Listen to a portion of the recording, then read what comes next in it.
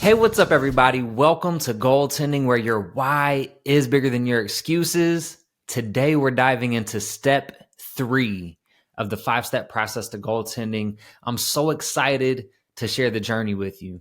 But first, I really want to take a minute to acknowledge and just thank everybody that's been a part of helping to build and develop this podcast, of growing this community, of being involved with speaking engagements, joining as guests to share their knowledge, their time, their background, and experience to help others. I want to give a sincere thank you to everybody that's been involved in any way with helping to grow this community in this podcast. So thank you all, and thank you to everybody who's tuning in for allowing me to be a part of your journey. It truly means the world, and I'm excited to make an impact in your life. So I want to challenge you, take something away from the episode today, apply it to your journey, start taking action. And now I do want to remind you, today's episode is fueled by Prepping with Peppers. So excited to have them as a sponsor. Now, before we get into step 3, I want to give you a quick recap on steps 1 and 2. Step 1, identify your start and finish. So we got to figure out what the long-term goal is, and then we can backwards plan from it. So you use what everybody knows, that SMART acronym. You get specific about the goal you're setting. You're going to backwards plan from where you want to be long-term at the end of life. Then you can set your midterm and your short-term goals and figure out what milestones you need to hit along the way. And ask yourself, do the short-term goals I'm setting align with where I want to be long-term? That's how you get everything on track with figuring out your start and finish. Know where you are now in relationship to where you want to be. Then step 2, identify what you have to start with. This is your personal inventory. This is really figuring out your toolkit, is what I like to call it. So you're figuring out what knowledge, skills, and resources you currently have that are applicable to the goal you're pursuing. So what things do I have that are going to help and be useful that I can leverage to help me reach that goal? So that's what we're doing in step 2. So step 3 is make a plan for progress. This is where we get intentional into the actual planning, getting into the detail of what we need to do to accomplish our goal. And where that begins is, now that we know what the goal is we're going after, what tools we currently have to help us to get there, now we need to identify obstacles. What are the things that are going to get in our way of accomplishing this goal? And so before we get into that, I want to break it down to, there's a few different kinds of obstacles, or at least ways to think about obstacles. And that is, you're going to have obstacles that you know for sure, 100% certain, you know you're going to face these obstacles. Guaranteed. You have to have a good plan in place for all of the obstacles that you know for sure you're going to face. Then you have some obstacles that may or may not happen. You know that it's a possibility, but it might not ever happen. So you don't need to spend as much detailed time into it, but based on the probability of it happening, you know that it's a possibility. So you still need to have some kind of contingency plan, some kind of plan in place that is going to help you if it does end up occurring. So you know that it's a possibility. You need to put a plan in place. Then you have obstacles that someone else has gone through before, but you don't currently know that it's out there. Like you don't know right now that that's an obstacle you're going to face. That's where it becomes important to talk to other people who have been on a similar journey. Like talk to friends, family, people in your network. Leverage the relationships you currently have that you identified in step 2. Leverage those relationships to try to reveal more of the obstacles that you might face that you're currently unaware of, but other people know about. And then you have the completely unknown obstacles. Nobody could have foreseen it. Nobody else could have warned you about it. And there's no way that you could have, in your current situation, known that it's an obstacle you were going to face. So that's the 4 different kinds of obstacles that you can face on the journey to reaching your goal. Now we want to be intentional with having some kind of plan for every kind of obstacle that can come up. But we are going to spend the most time on the ones we know for sure are going to happen. So then you're going to list out, you can just write out, these are obstacles that I know I'm going to face, obstacles that have a higher probability of being faced, but may or may not happen. Then as you talk to people, you can continue to add obstacles to that list. And the more that you continue to work, you can continuously update this. This is a living plan. It's not something that's static. Like once you set it, it's good to go. But you should continuously be updating this obstacle list as new obstacles are revealed once you start working towards your goal. And then once you have all your obstacles listed out, now to the side of each one, this is where we get into the plan. How will you overcome that obstacle? So you go down your list one at a time, and it should pretty much be in a prioritized order of, since these are for sure going to happen, I'm giving attention to these first. Since these might happen, I'm going to give attention to these next. As things are revealed, you can identify, is that for sure going to happen? Is it just something that may or may not happen? And then you add those in where they need to go in terms of prioritization and planning. And then as things reveal themselves, you'll continue to add them in. So with your prioritized list, look at each obstacle individually, one at a time, and say, how will I overcome this obstacle?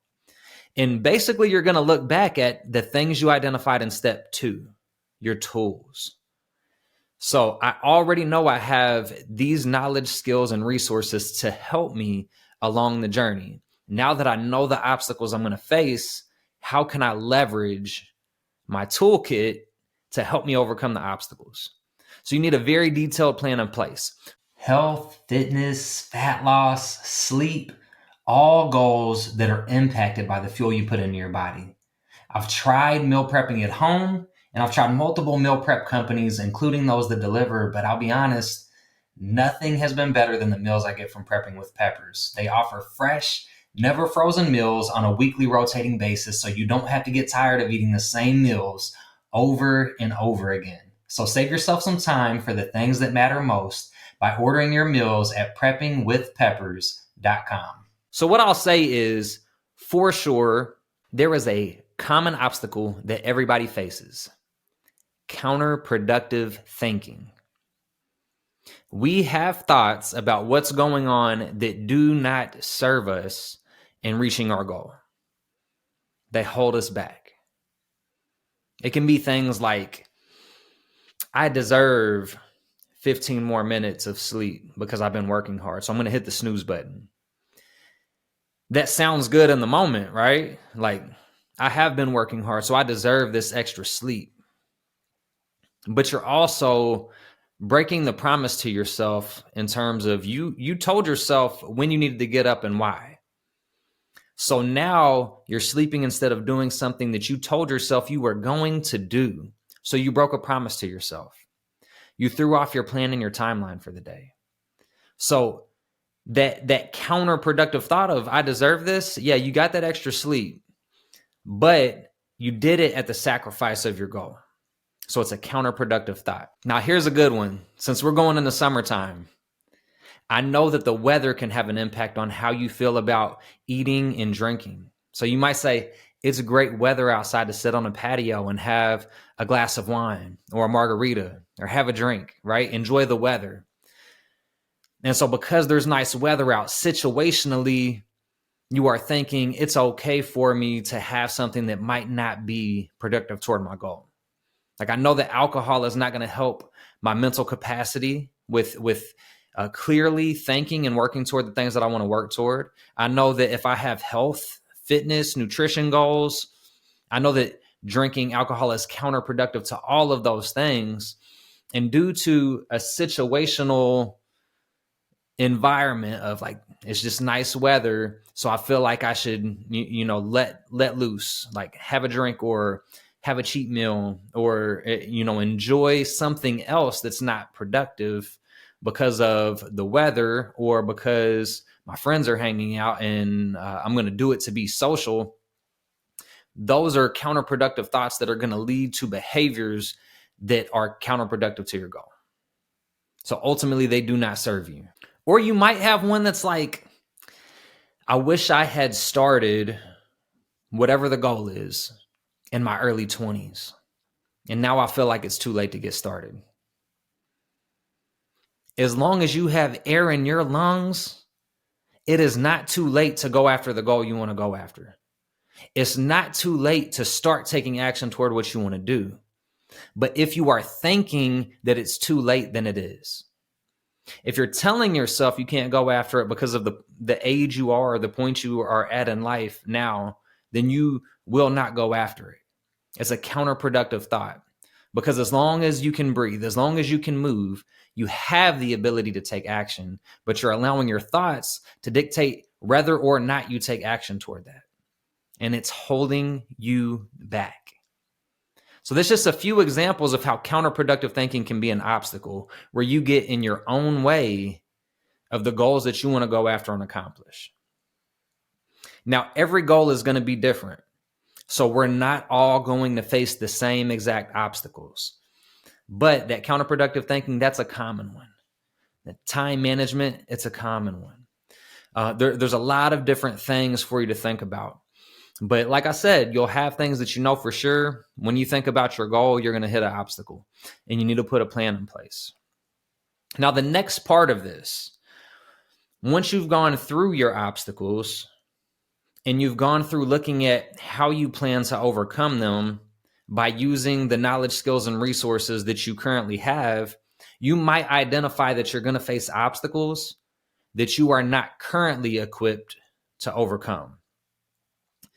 You may have a gap in the knowledge, skills, and resources that you need to be able to overcome certain obstacles. So this is where you're going to identify that you've got it all laid out. And as you're looking at how to overcome them, you're going to realize, like, maybe I don't have the education that I need to be able to accomplish this right now.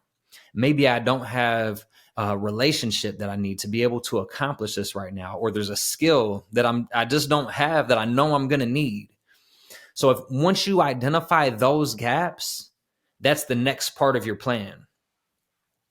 Since I know for sure there are certain obstacles I'm going to face, I'm going to start right there. Do I have any gaps in my ability to overcome the obstacles I know for sure I'm going to face? Those are the things I need to address first. And so when I look at them, I'm going to look at, all right, how big is this gap? How much time is it going to require for me to get whatever knowledge, skills, resources that I have a deficiency in, or that I need to be able to acquire in order to overcome that obstacle when I face it? And so you're going to see that, like, you have some small gaps, things that you can get done fairly easily and or quickly, and you fill those gaps. You may also identify that you have some gaps that are going to require significant time and effort. And so this is that moment where you have to decide and you have to commit to whatever time and effort it's going to require to overcome those goals. Or you identify that maybe this is not the goal that you want to pursue based on the time and effort.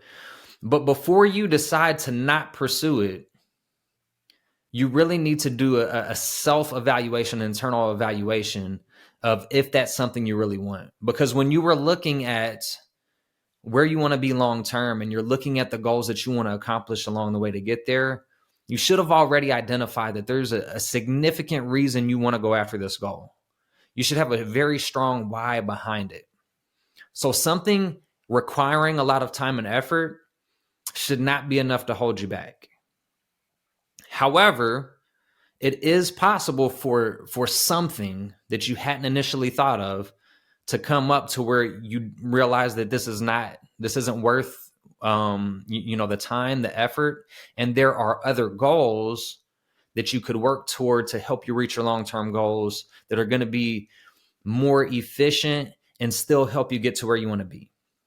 So there's a couple of different paths to take when you hit those big gaps that you realize you need to fill. But identifying these gaps is what the important piece is, and then figuring out how to fill them in. So that's really the main points of step 3. You figure out what the obstacles are, how you're going to overcome them with your current knowledge, skills, and resources, your toolkit. And then if you have any gaps in your toolkit and what you need to overcome those obstacles, you make a plan to how you will acquire those knowledge, skills, and resources so that you are prepared and equipped to overcome any obstacle that you expect to face. But now we need to spend a little bit of time on the completely unknowns. So one of the things that you're going to have to leverage is your why. Like having a strong why, because when an unexpected obstacle pops up, it has the potential to completely derail you. You have to be able to be adaptable and flexible with your plan and with what you're going for. You have to understand and recognize that those things very well may happen. It's called Murphy's Law. Like whatever can happen will happen. So there can be things that derail you, that get in your way, that you had no way of foreseeing. So the best thing you can do is leverage your why, be adaptable and flexible, and respond as efficiently as possible. All right. Don't let it derail you for too long. The quicker that you can adjust your plan, make a modification, figure out a way to overcome that obstacle, the quicker that you can get things back on track. And so as we get into steps 4 and 5, we'll get into some other things that tie into that a little bit more. But that's really the key pieces to step 3 of the goaltending process. So make sure you all join the conversation by dropping some comments, thoughts, questions to this. I want to thank you all for tuning in, allowing me to be a part of your journey, and let's grow.